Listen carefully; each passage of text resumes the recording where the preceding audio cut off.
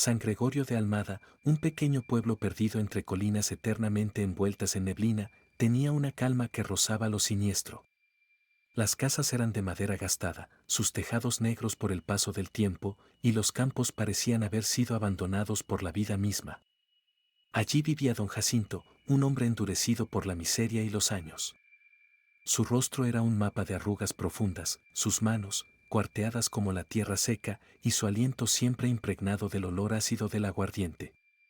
Jacinto había sido un padre y abuelo distante, y su carácter irascible lo había convertido en una figura temida incluso dentro de su propia casa. La noche de su desaparición fue especialmente oscura, como si el cielo hubiese decidido no dejar pasar la luz de las estrellas. La tormenta que se avecinaba hacía crujir las ramas de los árboles y llenaba de ecos las colinas. La última vez que alguien vio a Jacinto fue en su desvencijada cabaña, gritando maldiciones a su nieta menor antes de salir tambaleándose hacia los campos. Nadie lo detuvo, no era algo extraño. Se había convertido en un hábito verlo vagar borracho, desapareciendo durante un par de horas hasta regresar con las primeras luces del amanecer. Pero esa noche fue diferente. Pasaron 3 días sin señales de Jacinto. Las gallinas en el corral comenzaron a cacarear de manera inusual, inquietas, y los perros del pueblo ladraban en dirección a los campos, como si detectaran algo invisible, algo que nadie más podía percibir. La familia, aunque acostumbrada a las desapariciones del anciano, empezó a inquietarse al notar que su escopeta y sombrero seguían en la cabaña. Para el tercer día, un olor extraño, pesado y metálico, comenzó a filtrarse desde los linderos de su terreno. Cuando un grupo de vecinos se animó a buscarlo, lo que encontraron cambió para siempre el destino de San Gregorio. El cadáver de don Jacinto estaba clavado en una cruz improvisada, hecha con vigas podridas que parecían haber sido arrancadas de algún granero abandonado. Su cuerpo colgaba rígido, los brazos extendidos en una postura que evocaba un macabro ritual religioso. La piel de su rostro parecía haber sido arrancada en tiras, dejando expuesto un cráneo que brillaba débilmente bajo la luz tenue del atardecer. Lo más perturbador era la expresión congelada en lo que quedaba de su rostro, una mueca de terror absoluto. El terreno donde lo encontraron estaba extraño. El suelo había sido removido en varios puntos, formando surcos que parecían diseñados deliberadamente. Había símbolos tallados en la madera de la cruz, marcas que ninguno de los habitantes pudo identificar. Algunos aseguraron que eran caracteres antiguos, aunque no pertenecían a ningún idioma conocido. Los pocos valientes que inspeccionaron de cerca notaron que el cuerpo de Jacinto estaba cubierto de cortes precisos, como si alguien hubiese tratado de escribir algo en su carne.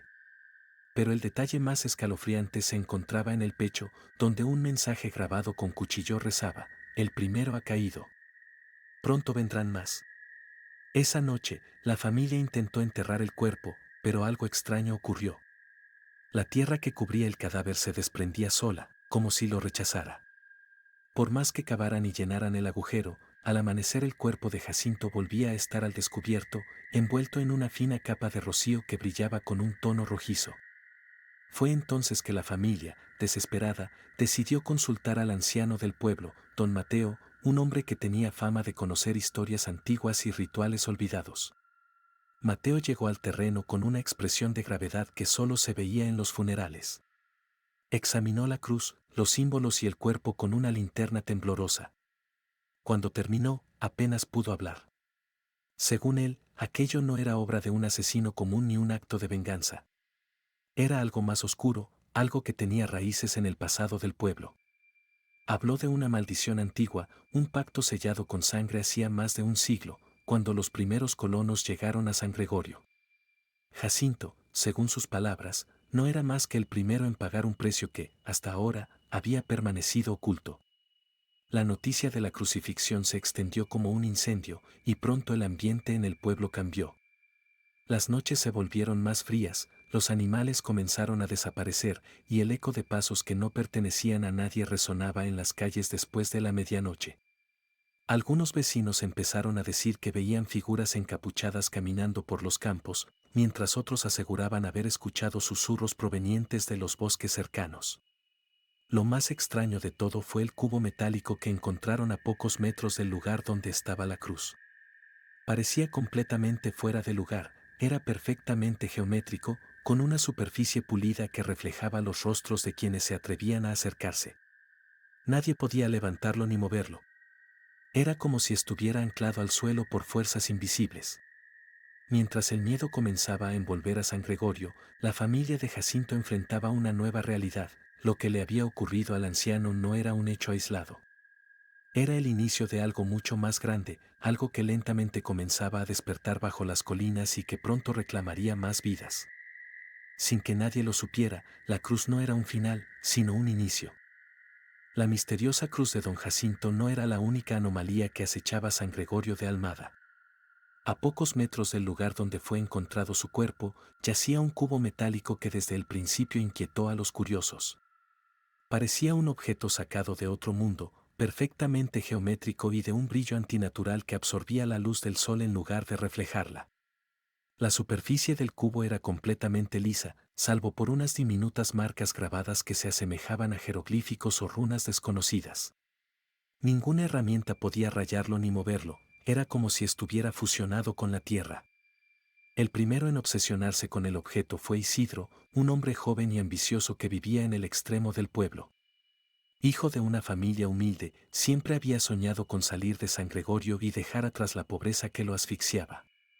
Al escuchar sobre el cubo, su curiosidad lo llevó a visitarlo al caer la noche, cuando los campos dormían bajo un cielo negro como el azabache. Allí, frente a aquel artefacto imposible, Isidro sintió algo extraño, una atracción inexplicable, como si algo dentro del cubo lo llamara por su nombre. Fue entonces cuando notó el polvo. Alrededor del cubo, la tierra estaba cubierta por una fina capa de partículas grises, como cenizas, pero mucho más ligeras. Al principio, Isidro pensó que era simple polvo levantado por el viento, pero algo en su textura lo desconcertó. Era frío al tacto, casi helado, y cuando lo frotó entre los dedos, dejó un leve rastro dorado en su piel. Intrigado, recogió un puñado y lo llevó a su casa, sin saber que estaba trayendo consigo el inicio de su perdición. Esa misma noche, mientras intentaba comprender la naturaleza del polvo, ocurrió lo impensable. Isidro había dejado el pequeño montón de partículas sobre una mesa de madera junto a la ventana, bajo la luz de la luna llena. Pasada la medianoche, un destello lo despertó. Al acercarse, sus ojos no podían creer lo que veían. El polvo se había transformado en un resplandeciente montón de oro puro.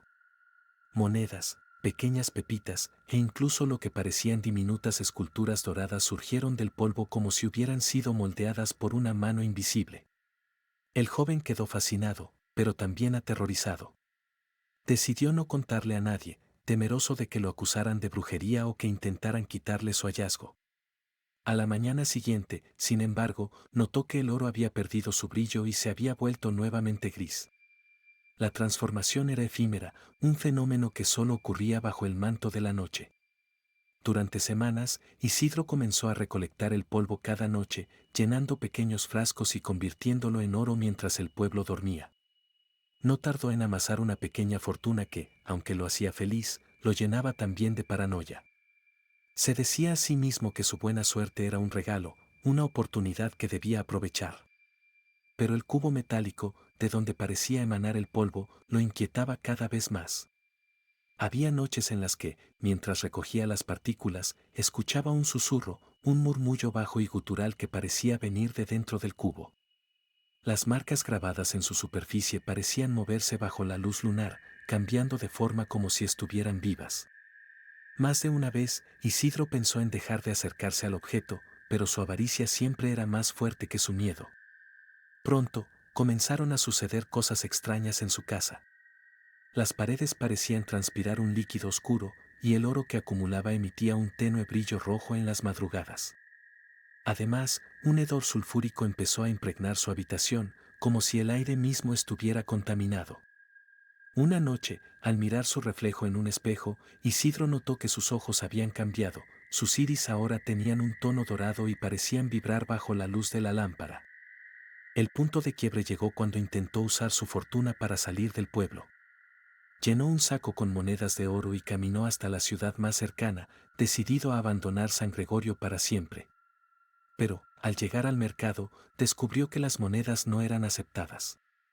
Los comerciantes las miraban con desconfianza, diciendo que parecían estar malditas. Algunos incluso afirmaban que las monedas parecían arder al tacto.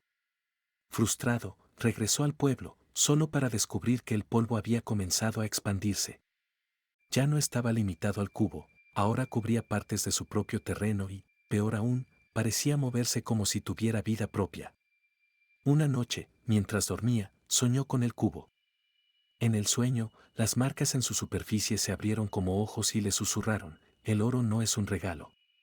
Es un precio. Y tú ya lo has pagado. Cuando despertó, su piel estaba cubierta de un tinte grisáceo y sus manos se habían endurecido, como si comenzaran a convertirse en metal. Horrorizado, intentó quemar el polvo y deshacerse de todo el oro que había acumulado, pero era demasiado tarde. El polvo se aferraba a él, penetraba su piel y se alojaba en su cuerpo como una enfermedad. Cada noche, sentía su humanidad desvanecerse un poco más. Isidro había encontrado riqueza en el cubo, pero a cambio, estaba perdiendo algo mucho más valioso: su alma. Mientras el polvo continuaba extendiéndose por los campos de San Gregorio, nadie en el pueblo sospechaba que el mismo fenómeno que les había quitado a don Jacinto ahora estaba reclamando otra víctima. Y el cubo, inmóvil y eterno, permanecía allí, aguardando pacientemente al próximo incauto. San Gregorio de Almada, ya marcado por tragedias y eventos inexplicables, enfrentaba ahora una sequía implacable. Los campos resecos y las grietas que cubrían el suelo como cicatrices profundas daban testimonio del calor que ahogaba al pueblo. Los arroyos habían desaparecido, los pozos existentes estaban secos, y el aire seco era como una garra invisible que apretaba las gargantas. Desesperados, los habitantes decidieron cavar un nuevo pozo en la parte más baja del pueblo, un terreno donde las leyendas antiguas advertían que no se debía excavar. Pero las leyendas poco importan cuando la supervivencia está en juego. Durante semanas, un grupo de hombres trabajó bajo el sol abrasador, cavando en el suelo endurecido. Las herramientas chirriaban contra las piedras, y el sonido del trabajo reverberaba por las colinas. A medida que la excavación se hacía más profunda, comenzaron a notar algo extraño: la tierra en el fondo del pozo no era seca como en la superficie. Era húmeda y oscura, con un olor extraño, similar al hierro oxidado. Algunos dijeron que era una buena señal, que el agua estaba cerca. Pero otros, más supersticiosos, sintieron un escalofrío inexplicable, como si el suelo mismo estuviera vivo. El verdadero descubrimiento ocurrió al llegar a unos 10 metros de profundidad. Los hombres, en su ansia por encontrar agua, golpearon algo sólido que no parecía ser roca. Al cavar con más cuidado, revelaron la entrada a un túnel. Era un pasadizo angosto, apenas lo suficientemente grande para que un hombre entrara a gatas. Sus paredes estaban cubiertas de un musgo negro que parecía brillar con un tenue resplandor verdoso. Nadie sabía qué era ni cómo había llegado allí, pero la curiosidad pronto se impuso al miedo. Decidieron explorar el túnel.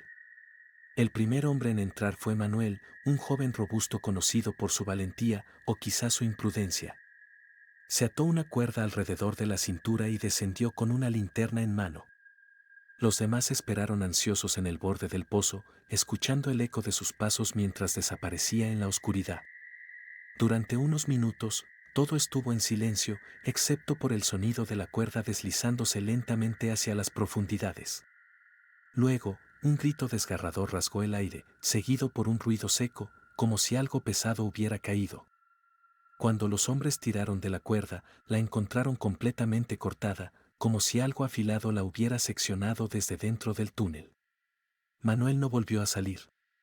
El pánico se apoderó del grupo, pero la sequía y la necesidad los forzaron a continuar. Intentaron sellar la entrada al túnel, temerosos de lo que pudiera estar escondido en las profundidades, pero cada mañana el pozo parecía estar abierto de nuevo, como si el túnel se negara a ser enterrado. Uno por uno, los hombres comenzaron a desaparecer. Algunos dijeron que escucharon susurros provenientes del pozo por las noches, voces suaves que llamaban por su nombre con un tono hipnótico. Otros aseguraron haber visto figuras humanas moviéndose en el fondo, sombras delgadas que se deslizaban entre la penumbra. Lo más inquietante eran las visiones. Los pocos que aún se atrevían a acercarse al pozo describían imágenes espeluznantes cuando miraban hacia abajo. Afirmaban ver rostros atrapados en el suelo, rostros que se movían como si estuvieran presionados contra una membrana invisible, pidiendo ayuda. Sus ojos vacíos y sus bocas abiertas en silenciosos gritos de desesperación dejaban una impresión indeleble en la mente de quienes los miraban. Algunos, incapaces de soportar lo que habían visto, se arrancaban los ojos en un intento de borrar las imágenes de sus mentes. Pero no servía de nada. Los rostros continuaban apareciendo en sus sueños, llamándolos, atrayéndolos hacia el pozo.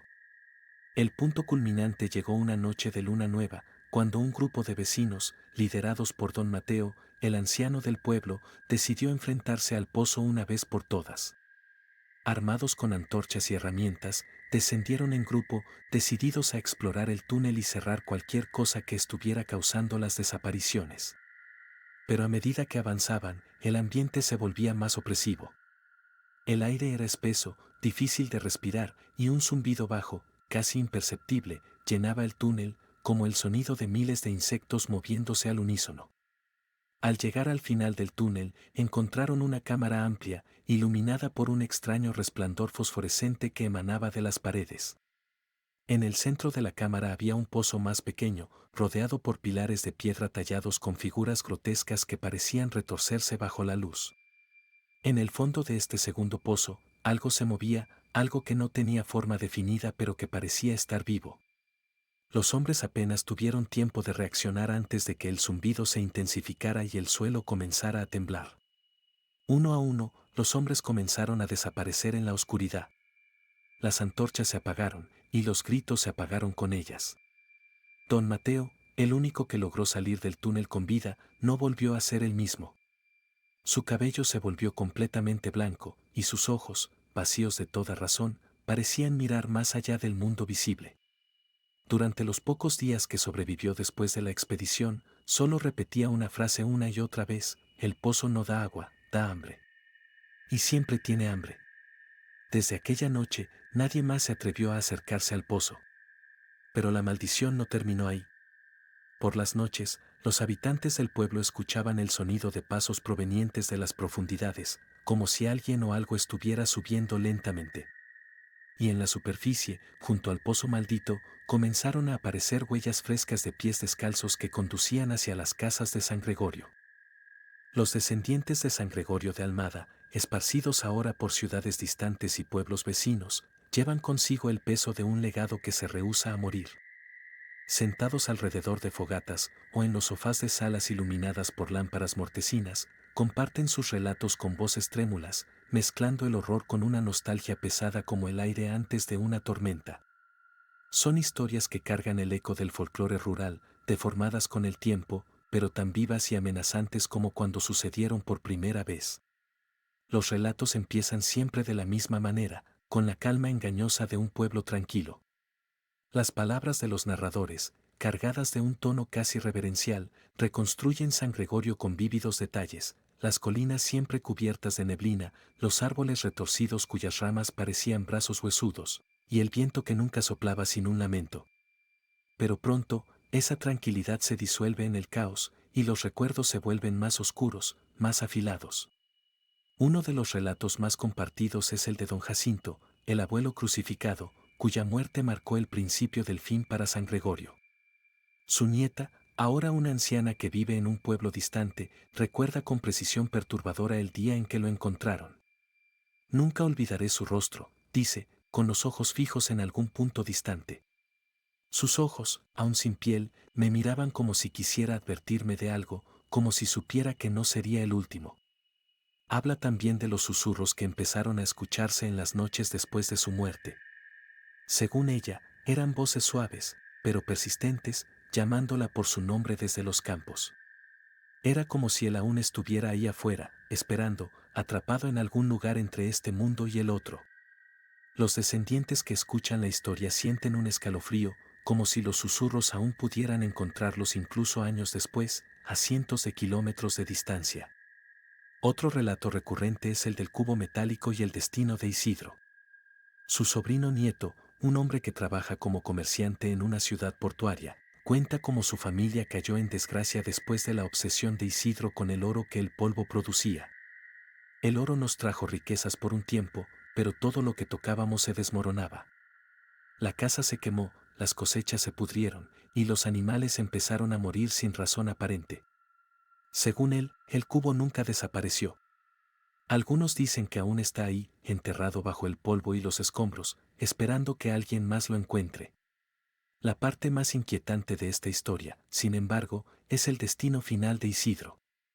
Se dice que, en sus últimos días, su piel se había convertido en un caparazón metálico y que su respiración era un susurro mecánico, como el sonido de engranajes oxidados. Una noche, simplemente desapareció. Pero su sombra, según los relatos, todavía puede verse deambular por los campos, buscando desesperadamente más polvo para alimentar su insaciable hambre. Los relatos sobre el pozo maldito son los más espeluznantes de todos, quizás porque sus consecuencias parecen extenderse más allá del tiempo. Una nieta de don Mateo, quien fue el único que sobrevivió a la expedición al túnel, relata los años de tormento que siguieron a su abuelo. Nunca volvió a ser el mismo, cuenta, con voz apagada. Decía que el pozo lo llamaba, incluso cuando estábamos a kilómetros de distancia. Escuchaba los pasos en sus sueños, y al despertar, encontraba su cama rodeada de huellas de barro. La familia intentó dejar el pueblo, buscando escapar de la maldición, pero el pozo parecía seguirlos. Donde quiera que íbamos, siempre había agua en los lugares más extraños, un charco en el suelo seco de nuestra sala, o gotas que caían del techo aunque no lloviera. La familia terminó fragmentándose, consumida por el miedo y la culpa. Nunca encontramos paz. Tal vez nunca fuimos destinados a encontrarla. Pero lo más aterrador de las historias no es lo que ya sucedió, sino lo que aún sucede. Algunos descendientes afirman que, incluso después de generaciones, las huellas de San Gregorio los persiguen. Un joven, cuya abuela creció en el pueblo, cuenta que, de vez en cuando, ve figuras en los reflejos de los espejos. No están detrás de mí, ni a mi alrededor. Están en el espejo, mirándome, esperando. Otra descendiente, una madre que vive en un pueblo costero, dice que su hija de 5 años ha comenzado a hablar de un hombre gris que la visita por las noches. Dice que le habla de un pozo y de un túnel oscuro. Pero lo que más me aterra es que mi hija nunca ha oído hablar de San Gregorio. Estas historias familiares no son simples anécdotas de un pasado lejano. Son advertencias, susurros desde un rincón oscuro de la memoria colectiva que nunca se ha apagado por completo. Las generaciones más jóvenes escuchan los relatos con incredulidad al principio, pero siempre hay un momento, un giro en las palabras, que los deja temblando. Porque, aunque muchos nunca han puesto un pie en San Gregorio, todos sienten que algo de ese lugar aún vive en ellos. Y quizás ese es el verdadero horror, que el pueblo no murió con sus habitantes, ni se desmoronó junto con sus casas. San Gregorio de Almada vive en los recuerdos, en las historias y, sobre todo, en las sombras. Nadie sabe cuándo, pero todos están seguros de que el pueblo llamará de nuevo y sus descendientes tendrán que responder. Suscríbete y comparte este video para que nadie escape del terror. Envíanos tu historia más escalofriante y podrías verla cobrar vida en nuestro próximo episodio. ¿Te atreves? Hasta el próximo video.